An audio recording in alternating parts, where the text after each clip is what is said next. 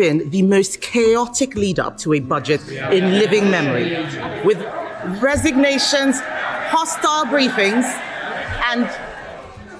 Can I just say to a couple of you, if you don't want the budget, make your mind up now.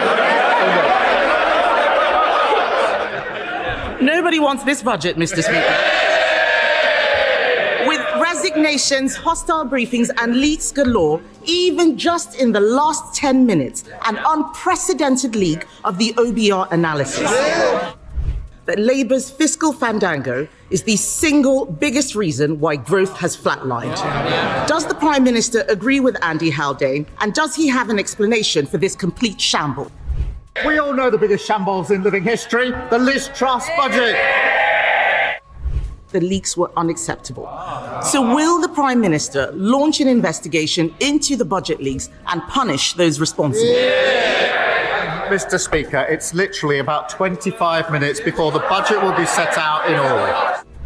We all know that he did not have a serious leak inquiry. What he did, Mr. Speaker, was he asked Morgan McSweeney to investigate Morgan McSweeney, and then Morgan McSweeney discovered that Morgan McSweeney was innocent. The truth is simple, Mr. Speaker. His MPs don't trust him, the markets don't trust him, and the public certainly don't trust him. When will he finally accept that the chaos starts and ends with him? Mr. Speaker, can I begin by confirming your remarks about Stephen, who's in the gallery, as I understand it. He's been an incredible servant and a good friend to the United Kingdom, and we wish him well in everything he does in the future. Mr. Speaker, today's budget will be a Labour budget with Labour values to deliver for the British people's priorities. Mr. Speaker, I know what it feels like to sit around the kitchen table worried about bills that can't be paid. That's why this budget is for families that I know today are equally worried about the cost of living. That's why we're rolling out free breakfast clubs, free childcare and free school meals. And today we'll be going further to deliver the change we're elected to bring about. Cutting NHS waiting lists, cutting the national debt and cutting the cost of living. Mr. Speaker, this morning I had meetings with ministerial colleagues and others. In addition to my duties in this House, I shall have further such meetings later today. Rachel Hopkins. Thank you, Mr. Speaker. For years and years, rail fares have gone up and up, but this is set to change next year. Can the Prime Minister confirm that commuters in my constituency will see around £400 saving on their annual season ticket as a result of this government increasing rail fares? And can he confirm this is only possible because we have a Labour government? Well, I can confirm next year we're freezing rail fares for the first time in 30 years, saving millions of commuters hundreds of pounds. And yes, that's only possible because we have a Labour government investing in Great British Railways and putting more money in the pockets of passengers. Contrast our approach with the leader of the opposition, who says the minimum wage is a burden, she thinks, and she wants to means test the state pension. We now come to the leader of the opposition, Kemi Badenoch.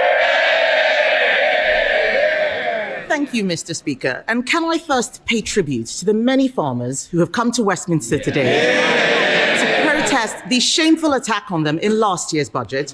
I want them to know that Conservatives stand with them. Mr. Speaker? Yeah. They arrest them, we stand with them. Mr. Speaker, this has been the most chaotic lead-up to a budget in living memory, with resignations, hostile briefings, and... Can I just say to a couple of you, if you don't want the budget, make your mind up now. Nobody wants this budget, Mr. Speaker. With resignations, hostile briefings, and leaks galore, even just in the last 10 minutes, an unprecedented leak of the OBR analysis. Unbelievable. Mr. Speaker, these leaks have been so serious that even the former chief economist of the Bank of England has said, and I quote, that Labour's fiscal fandango is the single biggest reason why growth has flatlined. Does the Prime Minister agree with Andy Haldane, and does he have an explanation for this complete shambles? We all know the biggest shambles in living history, the Liz Truss budget. And what What did she say at the time? Did she say, I don't agree, this must be wrong? No, she said, I think Liz Truss is 100% right. 100%. Not much room for flexibility. Not one thing was wrong with it, in her view. So we won't be taking lectures from her. Matters for the OBR. The Chancellor will set out the budget in just a few minutes' time. Kemi Badenoch. Mr. Speaker, we're talking about the leaks. The Prime Minister doesn't seem to appreciate the impact of these budget leaks on the UK economy. Even the Chief Secretary to the Prime Minister has said this morning that the leaks were unacceptable. So will the Prime Minister launch an investigation into the budget leaks and punish those responsible? Mr. Speaker, it's literally about 25 minutes before the budget will be set out in all, where we'll take further decisions. The Chancellor will set it out, but thanks to the decisions she's already taken, we've got 5 million extra NHS appointments, waiting lists are coming down, mortgages are cheaper, we've expanded free school meals, that's 100,000 children lifted out of poverty, a moral mission for this government. Compare that to the record opposite any day of the week. Mr. Speaker, he talks about the decisions she's already taken. If they were that great, we wouldn't have all those farmers outside protesting. He doesn't want to talk about leaks, but we can see that the chaos in number 10 is having real-world consequences. Instead of focusing on the economy, they've been fighting like rats. Several journalists reported that number 10 sources had briefed against the Health Secretary and other senior cabinet ministers. The Prime Minister then told us that these briefings did not come from number 10. Will he repeat on the floor of the House the claim that none of his advisers has briefed against members of the Cabinet? Prime Minister. Mr. Speaker, I've been really clear about this. No one in number 10 has briefed against Cabinet ministers. And the Health Secretary is doing a fantastic job. He stood before the electorate just before the last election. He said we'd deliver 2 million extra appointments for the NHS in the first year of a Labour government. There he is. What did he do? Not 2, not 3, not 4, but 5 million extra appointments for the NHS. They don't understand this language, Mr. Speaker, because they left everything absolutely broken.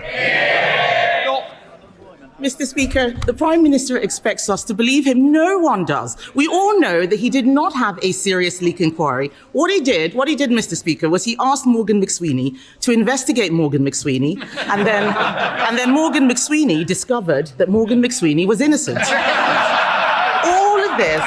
All of this calls into question the Prime Minister's judgment. All of this calls into question the Prime Minister's judgment. We read this weekend that he wants the former Deputy Prime Minister back in his cabinet. He must have forgotten that she had to resign only a few months ago for tax evasion.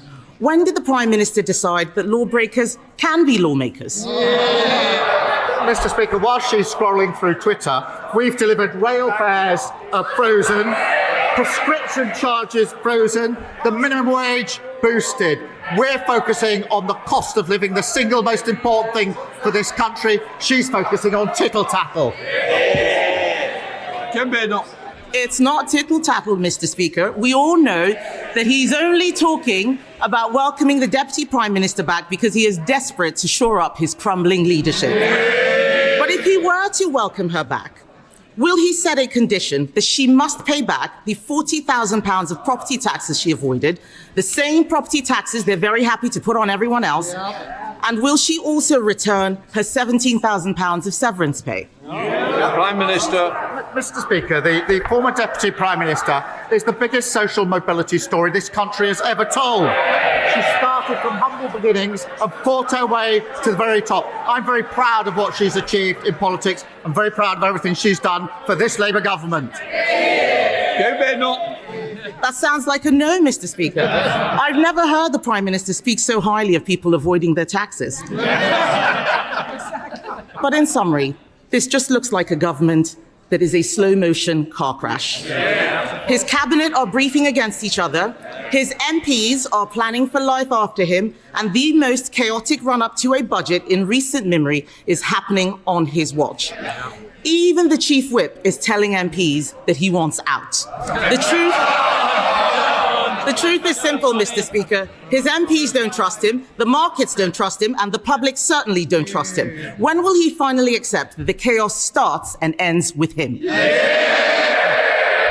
most chaotic budget was the Liz Truss budget. It did huge damage to our country. We're still suffering from that damage.